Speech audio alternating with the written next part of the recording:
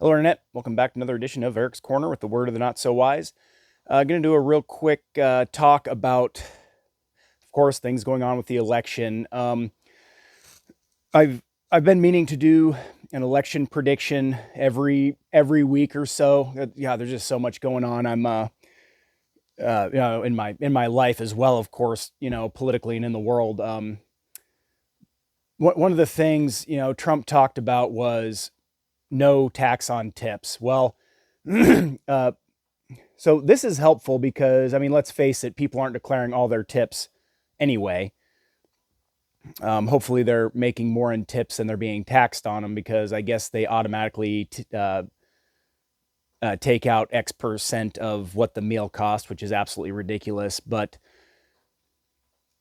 so, I mean, I see that as a good thing because now people can be more honest about their tips and they can declare more income, which helps you with credit and getting loans for things because you can only get, so much, have so high of a payment with what you make. They're not just going to take 100% of what you make in a payment for something like a house. I really see this backfiring. I think what's going to happen, of course, Trump said it and it was evil. Kamala repeated it days later and it was the greatest thing you ever heard of. I think some bean counting egghead accountant somewhere, probably for the Cheesecake Factory or Hooters or Red Robin or one of these big chain stores, I think they're going to go, hey, wait a minute. Why don't we just put our prices on the menu, wages included, no tips expected. So then they're going to look like the heroes for saying, oh, well, tipping culture is gone, which as far as I know in Europe isn't really a thing. And they can increase their margins and then pay their wait staff, mostly wait staff. I'm use that as an example. Of course, there are other tipping industries, but wait staff is specifically what I'm talking about here. They'll pay them, of course, as little as possible, but, probably something a little above minimum wage, whatever exactly that is, federal minimum wage, 7.50 an hour or whatever. I think in Alaska, it's like, I want to say it's like $10 an hour, but it's really 18 or 16 or $18 an hour because that's what Safeway and McDonald's are paying is like 16 an hour starting. So, they'll pay them $12 an hour or whatever because they're going to realize, well, I can increase my margins 30%, then pay my wait staff, have a higher tax write-off because instead of paying them $3 an hour, they're going to pay them 12 an hour, let's just say. So increase their margins and increase their wages, but only to the point where, of course, it works in their favor and they get the tax write-off for, quadrupling or more their employees' wages. So, they increase their margins 30% and then, only increase their expenses 10%. Let's just say I'm aware adding 30 and subtracting 10 is not 20%. It's like 17%. You take $100, 30 plus, add 30%, you're at $130.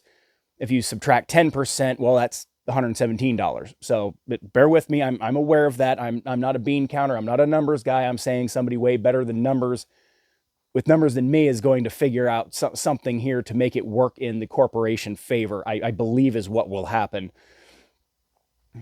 So, and like I said, they'll look like the hero for being like, oh, well, we just include our prices on the menu.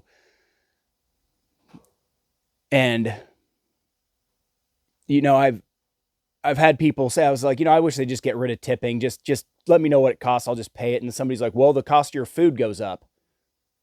If I order a $20 cheeseburger meal and tip $3, it's $23. Why don't I just pay $23 for the shit? I mean, I've never liked it. I've always considered myself to be a very generous tipper. I mean, I try to tip at about 20% minimum. You hear the waitresses complaining like, oh, if you can't tip, stay home. It's like, well, do you want 50% of something or do you want 100% of nothing? I mean, don't be a non-tipper, but I don't really expect you to tip more than 10%. And I've been in positions where it's like, well, I can only afford so much, and I'm on the road between things, and it's like, I'm scrounging pennies here, so don't get all offended when I'm down on my luck. I mean, I can't really pay it forward when I don't have the income myself, because my income has been a roller coaster. I'm either making crap loads of money or I'm flat broke. There doesn't really seem to be a happy medium. But a buddy of mine was asking, he's like, well, if you non-taxable income you can't use as income for a home loan. Well, that's simply untrue, because VA disability is non-taxable and I can use that for income for a home loan. And he also mentioned tax write-offs. That's not non-taxable income you can't use. That's not income. It is, but it goes right back out. That saves you money on taxes. If your company makes $100,000 in a year, you have 50 grand of write-offs. You just don't pay taxes on that 50 grand. You only made 50. That's all. You can go to the bank and say, hey, here's what I make for this house loan, which 50 grand is not getting you anything these days. It's going to get you a dry cabin somewhere.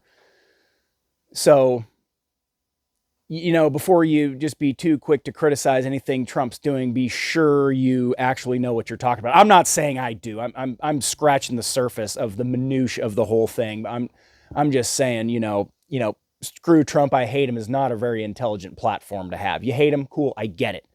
Just say I'd rather the world fail than Trump be the one to lead us to any kind of prosperity. Just say that. Okay, that's fine. You now have political credibility. Ignoring Hunter Biden's scandal, ignoring the gropey, touchy-feely Biden is on women and children that we have scores of videos of, ignoring his full-blown dementia. I mean, you just have no credibility. I mean, if I ask you what day it is, it's like, well, blue. That's literally how dumb you sound. Again, just say you hate him and you just don't care if everything fails. So anyway, that's my tipping prediction if it goes through, whether Kamala or Trump does it. Trump also mentioned no taxes on overtime, which I mentioned in my TED Talk with Aaron. Now, I'm not talking about just overtime, time and a half, like if you're working for the oil field, for example, where you're working 50, 60 hours a week, a shipping warehouse or whatever. I mean, more than 40 hours a week. I mean, somebody's working 2 jobs, working 40 here, 10 here, or 30 and 30 or whatever. Man, I've paid my share once I hit that 40 hours a week. And the oil field work will, oh man, I used to just get so screwed in taxes when I worked in the oil field. I mean, I worked for 4.5 days for free. I worked for 2 weeks on, 2 weeks off. I worked 4.5 days for free to pay taxes. I mean, tell me why I shouldn't be upset about that. Or worked for 3 hours a day for free or whatever it is, however you want to quantify it. I'm so greedy for wanting to keep the money I earn, but you're such a wonderful person for thinking you deserve a cut of my labor. And that shit's hard on your body. My body is broken from the lines of work that I've been in. I got my dad's got buddies that have been master fabricators, master home builders. I don't understand how they're still standing. I think maybe genetically our bodies got weaker or I don't know, maybe we're just total pussies. That's probably it. So anyway, there's some election predictions. I got another video coming up. Think you're going to like it. Let me know what you think. I always like to hear some constructive feedback. Other than that, enjoy the rest of your weekend. Thank you for joining me. Have a good night.